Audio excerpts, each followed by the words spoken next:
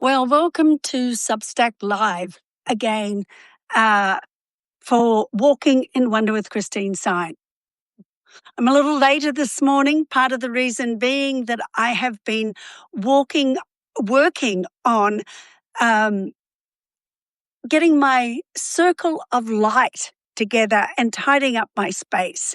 I have been planning to do this for the last couple of weeks, but I think writing the post yesterday that went up yesterday about the alert circle and talking about how the circle of light that I put around my sacred space is a comfort like an alert circle. And it reminds me of my need for those people as well that are around me. So what I thought I would do this morning is just walk you around my sacred space, walk you around my circle of light, and just reflect a little bit more on some of what I find really nourishing at this time as I'm going through a very challenging season. This morning's been challenging again as Tom is at that point where he sometimes has blinding revelation of his memory loss and blinding revelation of what he has let go of, not voluntarily, but involuntarily. And it's not an easy time for him. And of course, it's also challenging for me as he grapples with that. It's just heartbreaking to watch. And I think of so many others that are going through this. As you probably know, when I wrote my Meditation Monday, in which I talked about the struggles that I'm going through with Tom, so many people responded saying that they are going through it or they have been through it. And most of them say that they were afraid to share when they were going through it, or now they're afraid to share. And I thought, how terrible. This is one of those situations that is, I would say, ubiquitous. And I would think that virtually every family is going through it in some way. Maybe they don't have a spouse living in the house with them, but they might have them in a memory care facility. They might be dealing with them long term or at a distance.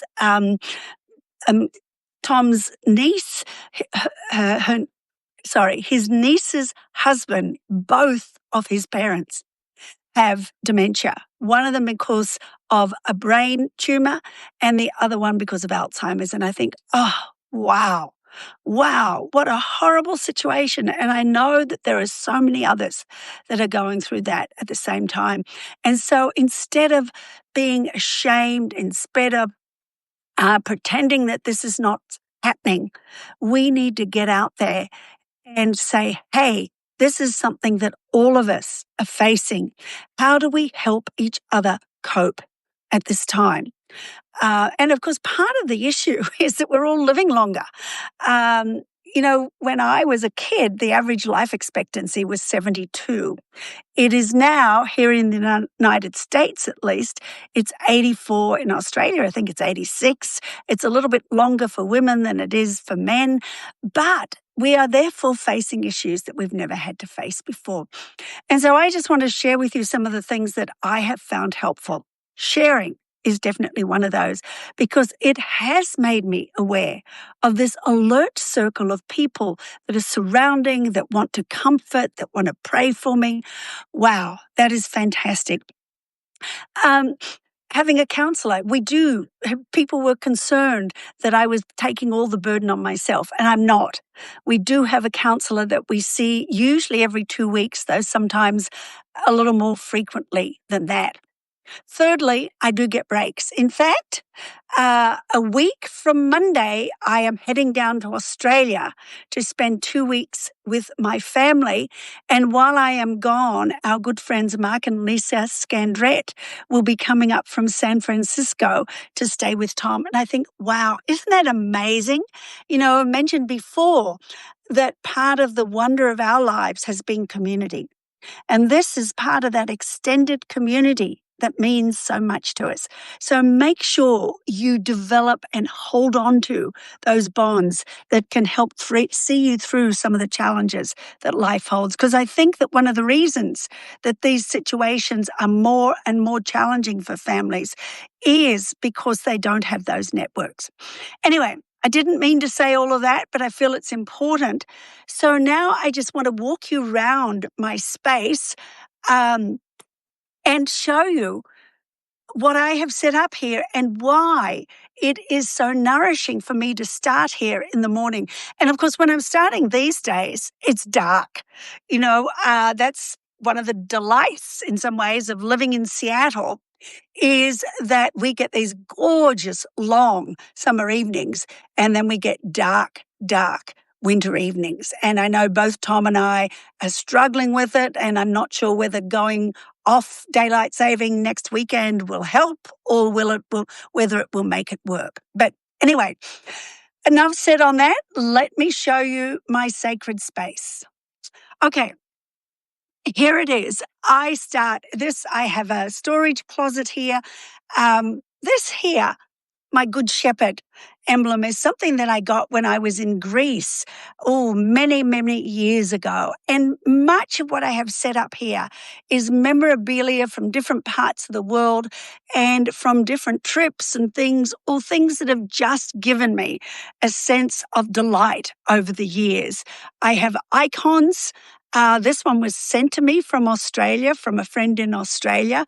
This one, which obviously needs to be reattached, I purchased because I love this image of Jesus as the gardener. And Kelly Lattimore is one of the few I know that has that. And of course, I just love both having plants around and I love having the candles. And I must confess, every year the candles increase. I only have one candle at the moment that I light every morning, and I am going to light it for us here. And the reason I use battery-operated candles is twofold. Firstly, as you can see, if I had candles in here, it wouldn't be long before the wood got burned above it. This one is far enough away that that's not a problem.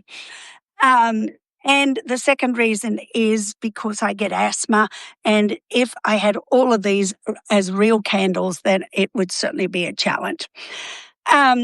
So I love, on a nice day, and it's not a very nice day here in Seattle today, I can look out here and see the Olympic Mountains. And there's that tree that I've photographed and sent you photos of at different times that I love too. And then moving around here, more candles, because I do like this to be a circle of light, a circle of bright light. And of course, if it was dark out, you can imagine just how beautiful these candles all are. And I add to them every year. Some of these are 10, 15 years old, and a couple of them I just purchased. So this is my circle of light. Nothing over here. As you can see, this is where my office is. It's right by the kitchen. Used to be a breakfast room. And this here is a barrier designed to keep our puppy Goldie out. But I love this area, and particularly love this cabinet that I've had here now for several years with all these candles in it. Just such a wonderful circle of light that gives me a sense of God's presence with me. And over here, I forgot to mention, I have a fountain. Normally, I have fountains running outside. But as the winter comes along and I don't spend much time outside, and of course, they have to be put inside so that they don't break, then I have this little fountain that sits on my desk that I start to use. And I just love, again, the sound of water, the view of God's beautiful creation, and the presence of light. And lighting this candle, I feel it's not really a Christ candle at this point in time, but it is like my Christ candle. And it is something that gives me a strong sense of the presence of God with me as I sit in this space every morning. And that's something that I recommend. As you know, I recommend putting together sacred space. And if you are going through a hard time, maybe you're not dealing with the issues of Alzheimer's or that I'm dealing with, but there are so many things that are challenging for us at this time. And people often say to me, how do you keep buoyant? How do you keep fun loving? And these are some of the things that really help me. And I encourage you to set up your own sacred space, to introduce some candles, some music maybe. I do have a little, uh, I have, good grief, my brain this morning. I can have music here. Uh, I'm not a big music person, partly because I didn't grow up with it, and there's a lot of reasons for that. But I do, particularly as we get towards Christmas, love to have music.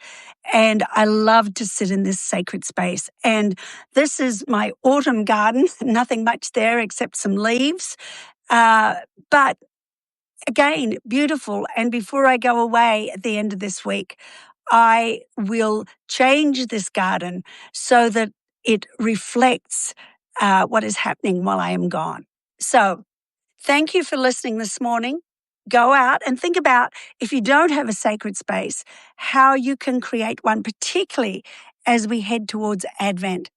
And secondly, how could this sacred space help you through the tough times that you might be facing either now or in the future? And let me know. I really like to get feedback on these things, and I've appreciated the feedback that I've had this week. I think I've had, between Facebook and Instagram and Substack, I've had close to 500 responses to the post I put up on Monday, and they're still coming in. So thank you. I've got a few extra books on my list. One that I'm really looking forward to reading is by Bruce Willis's wife. And I hadn't realized that she'd written a book. I knew he was suffering from Alzheimer's, but I didn't know that she had written a book. And there are some others as well. So part of what I gain from this is support, is recommendations, is a sense of the fact that we are community together. So thank you. Thank you.